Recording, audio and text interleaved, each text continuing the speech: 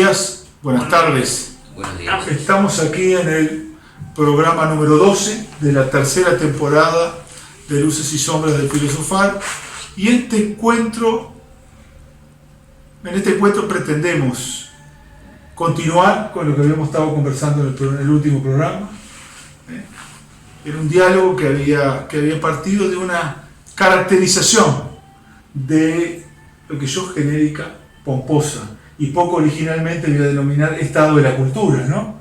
que había traído Edgar, lo que había presentado él, que disparó un conjunto de comentarios, reflexiones entre los tres. Sí, brevemente creo que en el último programa estuvimos hablando de algunas condicionantes del presente y de cómo él en ciertas características, el vértigo, el consumismo, una cierta soledad, una cierta indiferencia y todas las dificultades que hay objetivas y subjetivas para generar pensamiento propio. En ese tiempo actual, bueno, nos quedamos pensando cómo hacemos hoy para... Se notaba un poco en nuestro planteo la necesidad de la reflexión y la necesidad de un tiempo de reflexión. Un tiempo que sea otro al que se nos impone. Y quedó un poco planteada la pregunta de cuáles son las condicionantes hoy para el pensar propio. O sea que, y en ese sentido, para tratar de justificar algunas ideas que tienen que ver con que ya no se puede pensar a la racionalidad y a la autonomía, por lo menos no en el sentido moderno. Porque daba un aspecto clave, que era el aspecto del descubrimiento de los aspectos inconscientes y el aspecto del sentido deseante del ser humano, que ya debe ser incluido, digamos, en este análisis. Sí, lo que ha, ¿cómo diríamos? Lo que ha tocado fondo a nivel conceptual, siguiendo la propia situación práctica del tocar fondo también, es la racionalidad entendida en términos modernos como una sustancia, una usía, como le llamaban los griegos, ¿no? Que está en el medio y en torno a la cual giran todas las especulaciones y reflexiones, las realmente existentes y las posibles. Eso ya no tiene asidero, porque uno lo ve hasta en la práctica como políticas sociales que son muy ajustadas racionalmente no funcionan. Fuera de cámara, digamos, estuvimos charlando hace un rato sobre eso mismo, las políticas sociales, y cómo cuando son llevadas, digamos así, sobre todo por lo técnico y por lo preciso racionalmente, no solo no dan en el clavo de las necesidades reales de la gente a la cual van dirigidas, sino que la propia gente está, vamos a decir algo fuerte, está cansada de eso, está harta de esa situación. Entonces, ¿cómo hay que entender la racionalidad? Porque evidentemente nosotros tres que estamos charlando con ustedes estamos haciendo uso de la racionalidad. En más de un sentido hay varios pensadores contemporáneos que se plantean una ampliación de la racionalidad. Yo digo racionalidad y no razón porque entonces con ese modo de decirlo estamos abriendo el entender los fenómenos racionales como procesos, ¿no? Y los vemos como, nosotros por lo menos, siguiendo a varios autores, que no importa quiénes son ahora, vemos como la racionalidad está intensamente interrelacionada con los deseos, con lo deseante, para otra vez darle un toque de proceso, y con la vida afectiva que más bien, siguiendo a otro autor, sí lo voy a nombrar, siguiendo a Maturana, el chileno, es lo emocional. Hay una trama donde es imposible discernir si quien dirige esa trama es lo racional como tal, como proceso, o son los otros dos. En realidad es una interrelación. Mucha gente utiliza la palabra articulación, a mí no me convence mucho porque es demasiado rígido, me parece, que habla de lo mecánico, pero en fin, una articulación, si quieren ustedes, entre los tres procesos y entre los tres elementos, ¿no? La racionalidad, lo deseante y lo emocional. Y esto lleva a una cosa que nos interesa mucho, y es ver a la racionalidad en su relación con la naturaleza, con lo biológico, de la cual surge, obviamente, ¿no? Eso era uno de los puntos a los cuales quisiéramos llegar, ¿no? Sí, que eso me parece que implica pensar a la racionalidad desde un lugar distinto al que yo creo que todavía predominantemente, desde un lugar distinto al que yo creo que predominantemente se la piensa, ¿no? Que está centrado en constituir la intención, ¿no? La racionalidad occidental yo creo que ha estado siempre constituida en tensión con un universo no racional, por decirlo de alguna manera. Esa tensión fue entre las ideas y la materia, esa tensión ha sido entre el cuerpo y el alma, y esa tensión, lo voy a decir así, en la modernidad es la tensión entre el cálculo y la pulsión, ¿no? ¿Ah? Y por tanto es una racionalidad que está de alguna manera en conflicto con la naturaleza, con lo natural. El primer conflicto con lo natural que tiene es con nuestra propia naturaleza, ¿no?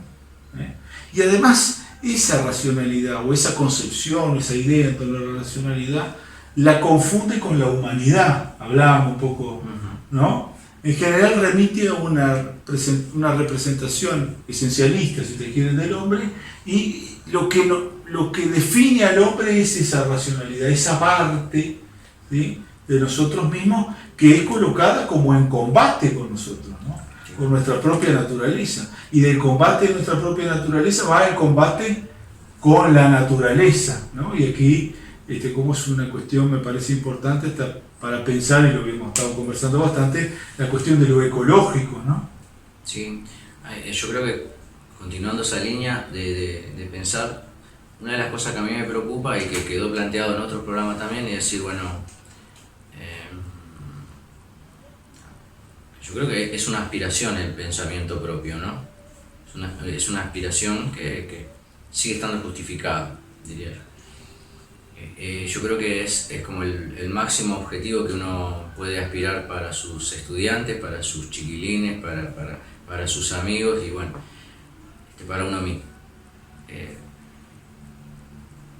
Pero ya el conocimiento de sí mismo y el pensamiento el pensamiento propio ya parece no poder reducirse a ser racional. Entonces acá tenemos que incluir otros aspectos. Y esos aspectos parecen obedecer más a procesos y más a una red que a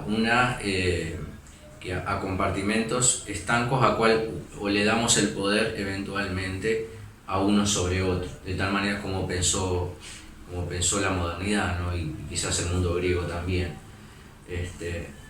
O sea que, por ejemplo, me estaba acordando por pura asociación, es decir, cuando el Che Guevara decía que había que sentir las injusticias en cualquier parte del mundo como propias, me parece que ahí había una apuesta a otros aspectos que no eran solamente racionales, porque el sentir, que él decía que era una buena cualidad de un ser humano revolucionario, no solamente obedece a la razón, es una cualidad moral y es una cualidad sensible, emocional. Me refiere a otras dimensiones de lo humano, digamos. Y que en función de eso uno toma decisiones que muchas veces no son racionales en el sentido de lógica y deductivamente justificadas, pero sin embargo son las adecuadas. Que no son hijas del cálculo, digamos. Exactamente. No, nosotros estamos en un continente donde los caudillos en política han sido dominantes en el siglo XIX, en el siglo XX y ahora. Y por más que algunos de esos caudillos hayan sido personas muy claras en sus exposiciones ante el público, de las ideas que tiene, qué sé yo, la gente que lo sigue lo hace de corazón, como dice la propia gente, lo siguen por razones que no son tales, por las razones de las emociones. Del corazón, ¿no? El caudillo siempre ha sido difícil de explicar en libros de historia, ¿no? Y eso en general ha determinado una lectura y una conceptualización peyorativa, ¿no? También, sí. Esa dimensión, si quieren, no digo ni racional, ni esa dimensión diferente de lo humano, presente en ese proceso político, en general está asociada a un juicio peyorativo, disvalor, ¿no? Sí.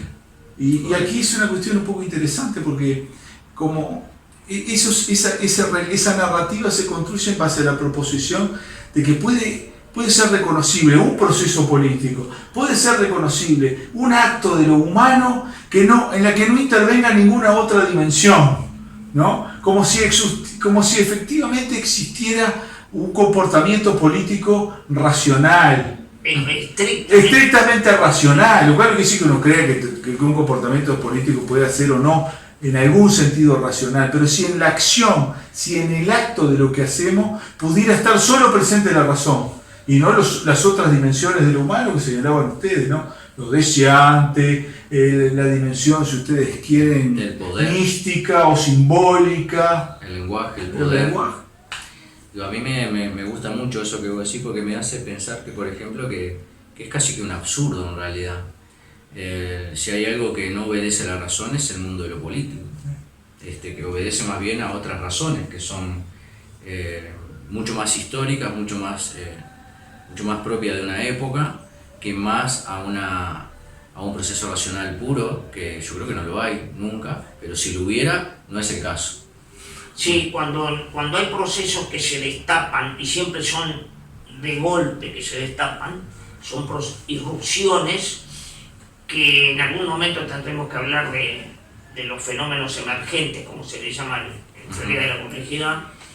Esos fenómenos, al no ser explicados, dejan en un silencio muy incómodo a los analistas que siguen siendo, digamos así, modernos en sus análisis. Hay casos muy famosos. Hay uno que, bueno, los analistas políticos y sobre todo los grandes periodistas que en Estados Unidos ahí siempre hubo el fenómeno brillante.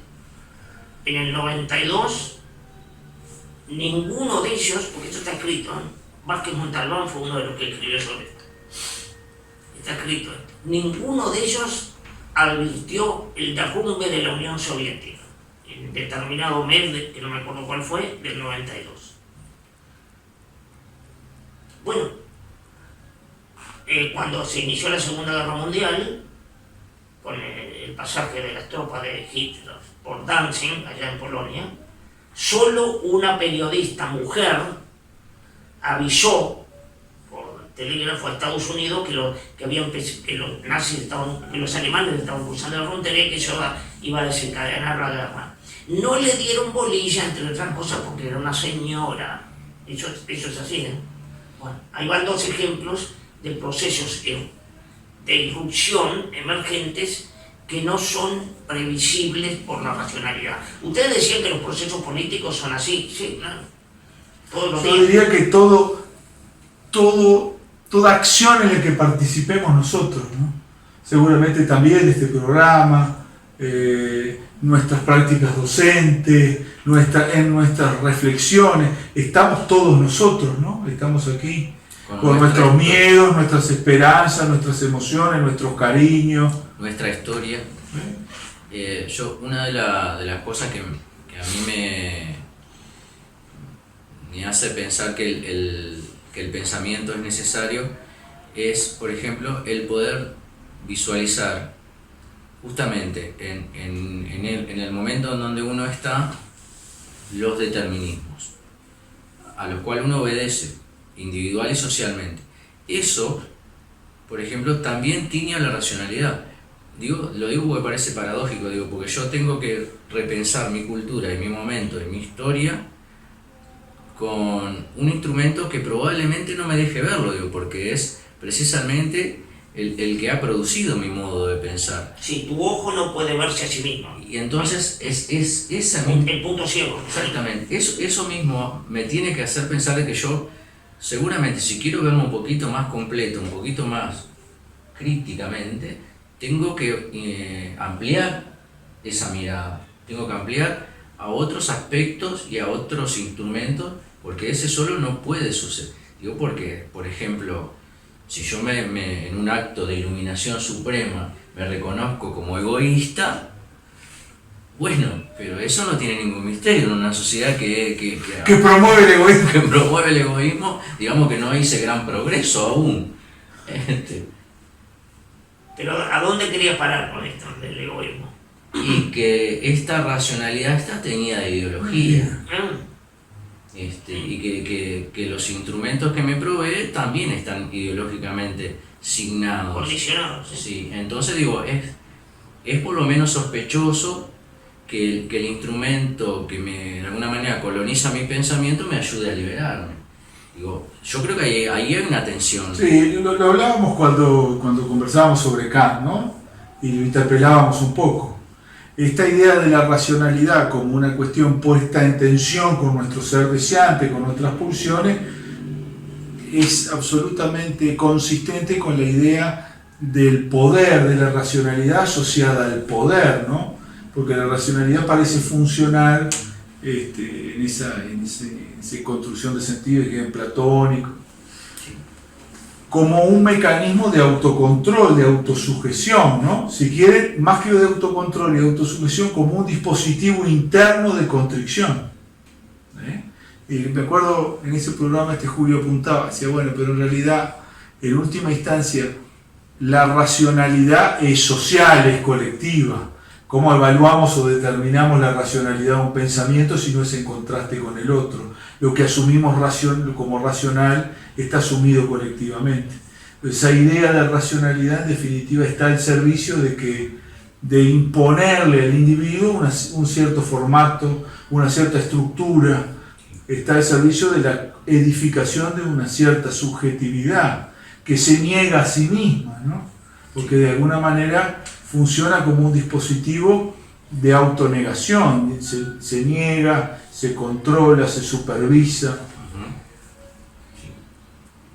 Parecería ser que no solo la racionalidad, que la subjetividad, cada uno de nosotros está determinada en sus aspectos racionales. Estamos determinados en todo sentido, en lo deseante también.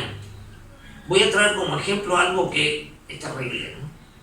Esta especie de epidemia, para llamarlo de alguna manera, que tenemos de muertes violentas de mujeres. Eso,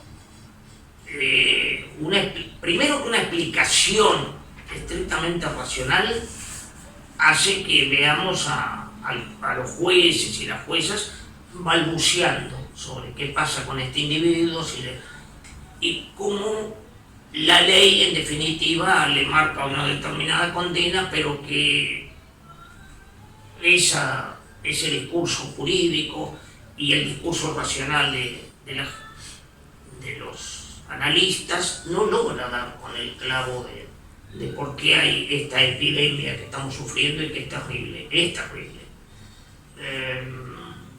Es terrible, pero quería decir esto, porque es social, es colectiva. Claro. No se le ocurre a uno allá en determinado pueblo, en el interior, a él solo, porque le vino la pataleta de hacer tal cosa, ¿no? ¿Qué iba a decir? No, está muy bien eso, digo, yo estoy de acuerdo. Y porque en definitiva, si alguien pudiera explicarlo en forma aislada, sería un reduccionismo. O si lo podemos explicar a través de una sola causa, sería un reduccionismo. Y el caso del femicidio, como la mayor parte de los problemas humanos y ambientales, son complejos y por lo tanto es una banalidad esto de que son multicausales, o sea que cuando vemos que no podemos entender eso es porque probablemente lo que esté pasando es que la tensión que se está produciendo en términos de Fabián es que nuestros antiguos modos de pensar están tratando de entender algo que obedece a otras reglas, que no puede ser captado ya desde ese modo. Ese es de alguna manera el desafío del hoy, creo, digo, nuestra forma de pensar para entender y que no caer en una banalidad o una simplificación o en una culpabilización arbitraria, tiene que partir de una complejidad que es de una densidad increíble. Y eso requiere, se nos escapa, ¿sí? y eso requiere entender también los determinismos, ¿no? Sí, los condicionantes, que muchos de todo tipo, de toda naturaleza. Implica asumir algo que en principio parece obvio, pero que yo creo que está un poco olvidado en general en la reflexión social, que nuestro ser colectivo, ¿no? Nuestro ser colectivo. Nosotros somos, en tanto formamos parte de una comunidad, nos constituimos en personas dentro de una comunidad. Y de alguna manera lo que somos, por decirlo de manera muy coloquial, si quieren hasta prosaica, hasta brusca, de la piel para adentro, también está determinado por la sociedad en la que vivimos, por los marcos simbólicos y materiales, ¿no? En el que tenemos que transitar y organizar nuestra vida. Y eso yo creo que está un poco, de alguna manera, olvidado. Y a veces yo estoy tentado de plantear algo, lo voy a plantear. Creo que esa idea de la racionalidad como receptáculo esencial de lo humano funciona como un dispositivo a favor de ese olvido. Porque de alguna manera nos representa como una especie de dispositivo de cálculo, ¿no? Concebible, aislado de marcos sociales, de marcos referenciales a nivel simbólico, de entornos económicos. De las ambigüedades. Y de las contradicciones, ¿no? De las vaguedades de lo humano y de la sociedad en la que vivimos. Hablando, perdóname que te interrumpa, pero el sujeto kantiano es así. Los análisis de la crítica a la razón pura son impresionantes, pero son sobre un sujeto que está como... Bueno, y digamos, y podemos continuar eso un poquito más adelante, el sujeto del psicoanálisis de Freud también es un sujeto aislado. El salto él lo da, si se quiere, en el malestar de la cultura o en el yo y las masas, ¿no? Sí, pero después reguló. Pero ahí es un sujeto del diván y es un sujeto aislado. Él solo, y él y su pasado, ¿no? Y esos son forzamientos, si se quiere. Es una línea de análisis que trata de atribuir, digamos, cosas aisladas a individuos aislados. Y me parece que ese modelo o ella no explica. Y esa lógica, si quieren, del aislamiento o esa orientación solipsista de la modernidad, yo la veo expresarse de forma cada vez más radicalizada, ¿no?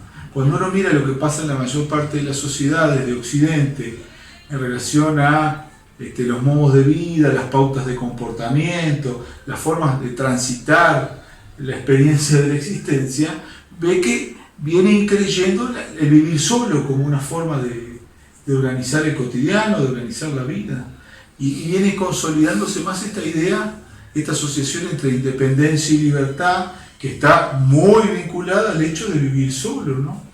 Yo veía hace poco en un informe, preguntaban a un grupo de personas que estaban viviendo solas, y el discurso de todos era porque de reivindicación, ¿no? de su situación, era, giraba en torno a todo un panegírico respecto de que como ellos no estaban con nadie, podían hacer lo que querían en cualquier momento, ¿sí? Como si esto tuviera además alguna clase de validez de la puerta para afuera y ni siquiera de la puerta para adentro, ¿no? Yo creo que es de Habermas eso de las paredes de la intimidad o las paredes de las casas son más porosas que nunca, ¿no? Nunca ha sido tan porosa la intimidad. De acuerdo. Sí, y nosotros no terminamos en la epidermis, No. como dijo algún alumno, no me acuerdo quién. Y hablando de terminar, yo creo que podríamos ir cerrando. Yo Creo que quedaron abiertos un Sí, montón quedaron de líneas. abiertos temas muy interesantes y muy preocupantes. Yo diría que válidos en cuanto al planteo y a la reflexión. La relación entre naturaleza y racionalidad. Sí, Sí, Nuestro forma de estar como ser social. sí. sí, los temas referidos a la ecología nos tendrían que llevar varios programas, pero no por nuestro diletantismo, sino porque son Son graves y urgentes. pertinentes. Bueno, muchas gracias. Muchas Buenas gracias. tardes.